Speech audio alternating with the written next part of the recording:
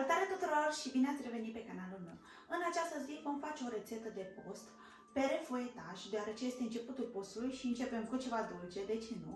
Vom avea nevoie de jumătate de foaie de foietaj, care să aveți grijă să citiți ingredientele să fie de post, 4 pere, puteți alege să faceți și mai multe, 50 de grame de cocos, 50 de grame de zahăr, 100 de grame de miere. Am pregătit aici ceva cu ce să tau, puteți să folosiți și un cuțit, o pensulă și o tavă peste care am pus o foaie de copt. Așa că să trecem la treabă! Pentru început voi pune toate ingredientele în lateral și ne vom ocupa de foietaj. Îl voi tăia pușii subțiri.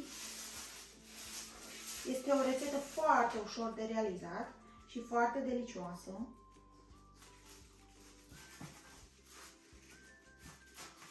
Aveți grijă să nu fie nici foarte subțire, însă nici foarte gros. Fâșia pe care o tăiați, să nu fie foarte gros. Cam de dimensiunea aceasta. Puteți să o mai întindeți puțin. Para am spălat-o foarte bine, am lăsat-o la scurt, după care am tapotat-o cu un șervețel de bucătărie și să aveți grijă să nu aibă nicio gaură, după care luați și roată cu foaia de foietaj vom merge spirală, de sus în jos. Foarte simplu. Dacă considerați că nu va ajunge până jos, între timp ce îl rotiți, puteți să mai întindeți așa de aluat. Dacă nu, atunci puteți, înainte de a-l pune, să-l mai întindeți puțin cu sucitorul, cum preferați. Și cam așa ar trebui să arate. După care o vom pune în tavă și procedăm la fel și cu următoarele. Am terminat de înfășurat fiecare pară cu foietaj, iar acum voi lua miere și cu pensula, roată, voi pune peste acestea.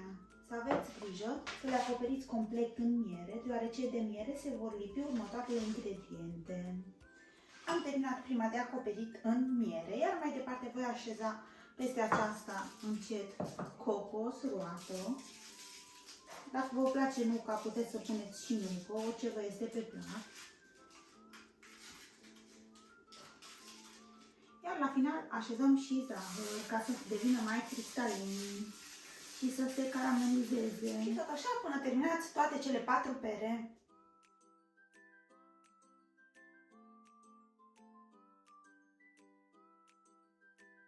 Perele sunt gata, pregătite de trimis la cuptor la 180 de grade pentru 15-20 de minute. Vedeți, până când foietajul devine foarte roșiatic. Să verificați, depinde în funcție de fiecare cuptor în parte, sunt unele care sunt mai puternice sau mai slabe. Să fiți atente doar ca foietajul sau atenți ca foietajul să nu se ardă. Iar para foietaj este gata, arată absolut superb și miroase demențial. O voi tăia imediat să vedeți cum arată. Și desigur vă mulțumesc că ați stat până la final alături de mine. Dacă v-a plăcut și această rețetă și încercați să o realizați, să-mi lăsați într-un comentariu cum v-a ieșit, care este părerea dumneavoastră despre această rețetă. Nu uitați să dați un like, subscribe, să apăsați clopoțelul de notificare și desigur ne vedem săptămâna viitoare cu o altă rețetă. V-am pupat, poftă bună! Iar acum vom tăia para în două, să vedeți cum arată și în interior.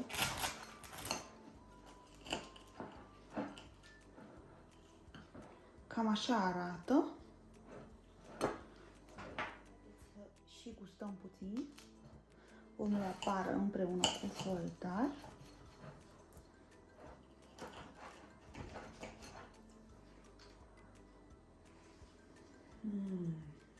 Este absolut delicioasă. Este de preferat să o gustați și să o mâncați atunci când este caldă, deoarece atunci gustul este ceva de vis.